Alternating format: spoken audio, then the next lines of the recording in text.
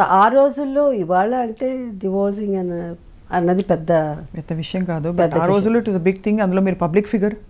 Yeah public figure. But ఎప్పుడు మీ గురించి రాసినప్పుడు మీరు బాధపడలేదా జయసుధ గారు? ఫస్ట్ తెలుగు చదవడం రాదు, కానీ ఏమన్నా రాస్తే నాకు ఏం రాస్తారో కూడా తెలియదు.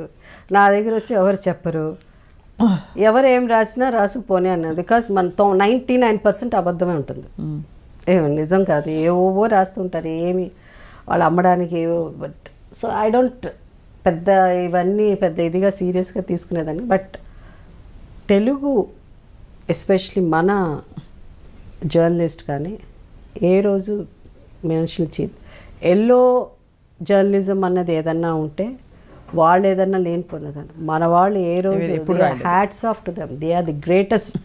నాకు తెలిసి జర్నలిస్ట్ మాత్రం మన తెలుగు దీంట్లో ఎక్కడ లేదు. ఇప్పుడు వచ్చిన తర్వాత ఈ సోషల్ మీడియా వచ్చిన తర్వాత ఈ వెబ్సైట్లు బోల్డ్ వచ్చి మళ్ళీ ఏమన్నా స్టార్ట్ అయింది, కానీ నాకు తెలిసి ఎక్కడా లేదు. కానీ అసలు ఏమీ రాయలేదు మీ గురించి అని కాదు. బట్ ఒక పర్టికులర్ వెబ్సైట్ చూసాను, నేను షాక్ అయిపోయింది. ఏంటంటే పేరు చెప్పను మళ్ళీ 10 మందికి పాపులారిటీ అని.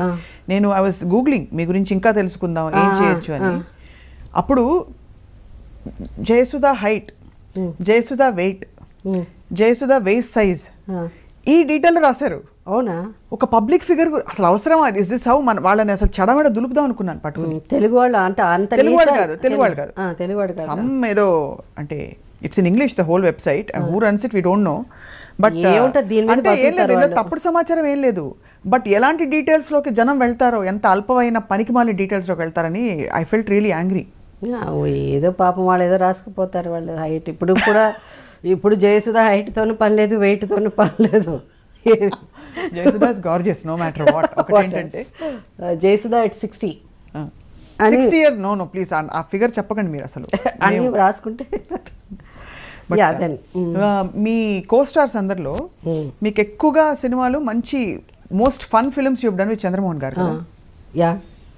సో బట్ ఆ తర్వాత మీ అసోసియేషన్ కంటిన్యూ అయిందా? ఇప్పుడు చంద్రమోహన్ గారు ఇప్పుడు కూడా ఎప్పుడైనా జయసుధ ఫోన్ చేస్తుంటారు ఆయన. యా, చంద్రమోహన్ గారు చాలా అంటే చాలా సినిమాలు చేసాము. అందరూ ఆయనతో హీరోయిన్గా, ఆయన సినిమాలో ఆయన పక్కన హీరోయిన్గా యాక్ట్ చేస్తేనే పెద్ద హీరోయిన్లు అవ్వడానికి ఎక్కువ అవకాశం ఉండేది. So I did wonderful movies, amazing films with him. So most of my heroine oriented films.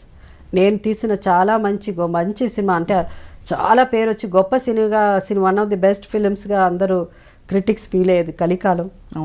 That also Chandramohan గారు ఉన్నారు. సో అవి అసలు మా ఇద్దరు యాక్ట్ చేసినట్టే ఉండదు, మాట్లాడుకున్నట్టు ఉంటుంది సరదాగా. అది ఇట్ యూస్ టు యునో కరెక్ట్గా ఉండేది మా ఇద్దరికి. పేరు కూడా బాగుండేది అప్పుడు బిగినింగ్ డేస్లో. అట్లా దాని తర్వాత దెన్ ఐ కంటిన్యూ విత్ అదే హీరోస్. మీరు చాలా మందితో జెల్ అయిపోతారు actually. I think whether it's your presence or the combination, chemistry అందరితో వర్కౌట్. కృష్ణరాజు గారితో అసలు వీళ్ళిద్దరు ఏదో చెప్పి పెట్టినట్టు, అసలు ఇంతే ఇట్లా అంటే అంత న్యాచురల్గా ఉండేది కృష్ణరాజు గారితో. సో అలా మంచి సినిమాలు కృష్ణరాజు గారితో కూడా బ్రహ్మాండమైన పిక్చర్లు చేశాను. మురళీమోహన్ గారితో చేశాను. మోహన్ బాబు గారు ఓన్ మూవీస్, ఆయన ఓన్ ప్రొడక్షన్లో కూడా చేశాను. మేము ఇద్దరం కూడా మంచి గ్రో ప్రైస్ 300 days పైన, 1 year పైన. So they have so many movies all the. And ఎక్కువ పిక్చర్ చేసింది ఈయన శోభన్ బాబు గారు. ఆయన పక్కన ఎక్కువ హీరోయిన్గా చేసింది నేనే. శోభన్ బాబు గారిని ఇన్ రియల్ లైఫ్ చాలా మంది చూడలేదు ఈ తరం జనరేషన్ వాళ్ళు. ఇన్ఫ్యాక్ట్ నేను జర్నలిస్ట్ అయిన నాకు కూడా చూసే అవకాశం కలగలేదు. Is he so handsome? Very handsome. అంటే in person yeah very handsome. Like of course Krishna garu కూడా వెరీ హ్యాండ్సమ్. నేను కృష్ణ గారు భయంకరమైన ఫ్యాన్. యా, కృష్ణ గారు ఆల్సో వెరీ హ్యాండ్సమ్ స్టిల్. ఇప్పుడు కూడా ఆయన గ్లో. శోభన్ బాబు గారు ఇస్ వెరీ. కృష్ణ గారు తక్కువ మాట్లాడతారు, ఈజ్ హ్యాండ్సమ్ బట్ తక్కువగా మాట్లాడతారు. శోభన్ బాబు గారు ఆయన హ్యాండ్సమ్, ఆయన చార్మింగ్ ఆల్సో. చార్మింగ్ అంటే అంతే. He knows how to speak to a women. Oh really? So అందరూ they really look up to him. Heroines అంటే ఎంత వరకు అంటే they go and share all their problems to him. అందరు heroines మా ఇట్లా జరిగిందండి, మా ఇంట్లో ఇట్లా అన్నారండి, మా అమ్మ ఇట్లా అన్నారు, మా నాన్న ఇట్లా అన్నారండి, మై బాయ్ ఫ్రెండ్ అని ఆయన ఒక్కసారి వచ్చి చెప్పాడు. ఏంటి అందరూ వచ్చి బాయ్ ఫ్రెండ్ అని నా దగ్గర చెప్తే నేను కదా మీ హీరో, నేనంటే ఫీల్ అవుతాను. జోక్ సార్ పొద్దున చూస్తే అక్కడెక్కడో షూటింగ్, ఆ అమ్మాయి హీరోయిన్ వచ్చింది, ఏదో నా బాయ్ ఫ్రెండ్ ఇట్లా అండి అట్లా అనింది, ఇంతకుముందు ఏదో బాయ్ ఫ్రెండ్ అని, మీ బాయ్ ఫ్రెండ్ గొడవలేంటి అసలు అందరూ ఆయనకే చెప్పేవారు. Everybody used to share. అంత పర్సనల్ లెవెల్లో మాట్లాడేవాళ్ళం. Used to make them so comfortable, అంటే అంత కంఫర్ట్ ఇచ్చేవారు. Used to give good advice and very nice. అలాగా ఇప్పుడు ఈ మధ్య కాలంలో వచ్చిన ఫిల్మ్స్లో of course Prakash Raj garu one of the finest actors in the last 2 decades అనుకోవచ్చు. ఆయన మీరు మీ కాంబినేషన్ చాలా బాగా కుదిరిందని చెప్తున్నారు శతమానం భవతి. అంటే చాలా సినిమాలు మేము బొమ్మరిల్లు అయితే అసలు ఆ సీన్ ఇంకా కళ్ళ ముందు మెదులుతుంది. కొత్త బంగారు లోకం, బొమ్మరిల్లు, సీతమ్మ వాకిట్లో and so lot of movies. Even అమ్మ నాన్న తమిళమ్మాయి మేము ఇద్దరం యాక్ట్ చేసాం. అంటే చాలా ఇదేంటంటే అందరూ మనకు పరిచయం అయిన వాళ్ళు, అందరితో బాగా మాట్లాడతాం సెట్లో.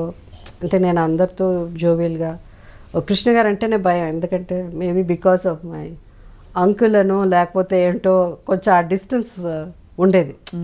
మిగతా వాళ్ళతో ఆయన అట్లా అందరితో బాగా సరదాగా మాట్లాడేసాను. ఈవెన్ రామారావు గారితో కూడా మాట్లాడతాను. ఇంకా నా కృష్ణ గారితో తక్కువ మాట్లాడతాను, కానీ రామారావు గారు అంటే ఒక భయం. అంటే మెయిన్ థింగ్ ఏంటంటే ఆ ఏజ్ డిఫరెన్స్ అండ్ మరీ బిగినింగ్లో చిన్న మరీ 14-15 yearsకే ఆయనతో యాక్ట్ చేయడం మొదలుపెట్టాను. సో అట్లాంటి రామారావు గారితో కూడా తర్వాత బాగా మాట్లాడేదాన్ని. కృష్ణ గారు ఉండేది కదా మ్యామ్ మీకు రామారావు గారికి న్యాచురలీ అంత పెద్ద. బట్ మీకు 15-16 years అప్పుడు ఎలా ఆయన చూస్తే ఆనెస్ట్గా ఎలా ఏమనిపించేది? అంటే ఒక హీరో ఆయన, but he's of fathers almost age generation. మా ఆల్మోస్ట్ శోభన్ బాబు గారి వరకు my heroes were elder then my father. మా నాన్నగారి కంటే పెద్దవారు. How was it awkward? అంటే ఎస్పెషల్లీ క్లోజ్ సీన్స్ ఉంటాయి, నడుము చేసే సీన్స్ ఉంటాయి. అది అంటే అడవి రాముడు వరకు అంటే నేను I was very open about my, నువ్వు ఎవరితో మాట్లాడకూడదు, ఎవరికి ఏం చెప్పకూడదు అని అంటారు కదా. ఇప్పుడు హీరోయిన్ నన్ను వెళ్ళగానే సెట్కి వెళ్ళి మాట్లాడాలి, నమస్కారం పెట్టాలి, ఇట్లా చేయాలి, నువ్వు ఏదున్నా ఎవరినా మాట్లాడితే ఏం చెప్పు, మా అమ్మతో మాట్లాడు, మా నాన్నతో మాట్లాడని చెప్పాలి, ఏం మాట్లాడకూడదు, నవ్వుతే నవ్వాలి, ఎక్కువ నవ్వకూడదు, ఇలా చెప్పేవారు.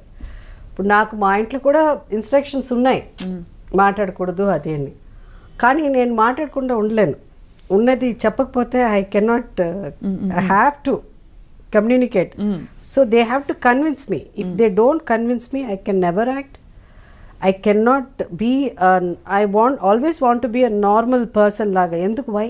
ఎందుకు వీళ్ళంతా సెట్లో ఇలా ఉన్నారు, ఎందుకు వీళ్ళు ఇట్లా మాట్లాడతారు, వాడిని ఎందుకు అంత తక్కువగా చూస్తున్నారు, వీళ్ళకి ఎందుకు చికెన్ తీసుకొస్తున్నారు, వాళ్ళకి ఎందుకు ఒక ఇడ్లీ పెడుతున్నారు, ఇలా టూ మెనీ క్వశ్చన్స్ ఉండే చిన్నప్పటి నుంచే అది. But I was very vocal about it. అందుకని అడిగేసేదాన్ని, ఇది ఎందుకు ఇట్లా మమ్మల్ని ఎందుకు తక్కువగా చూస్తున్నారు, వాళ్ళని ఎందుకు ఇట్లా అంత చిన్నప్పటి నుంచి అది ఉండేది. అది సో ఇంటిమేట్ సీన్స్ అప్పుడు ఏమయ్యేదంటే బిగినింగ్ కొంచెం ఫస్ట్ టైం డైలాగ్ ఒకటి చెప్పమన్నారు. ఎందుకో తెలుసా రాత్రంతా నువ్వే నా కల్లో వచ్చావు అని నేను చెప్పాలి. ఒకటే నవ్వు వచ్చేసేది నాకు. అసలు ఎట్లా చెప్పేది డైలాగ్ అని. ఓన్లీ 15, ఒక పక్కన ఇమ్రాన్ ఖాన్, ఒక పక్కన ఎవరో 15, ఎవరో అతను దీని. How can I say that?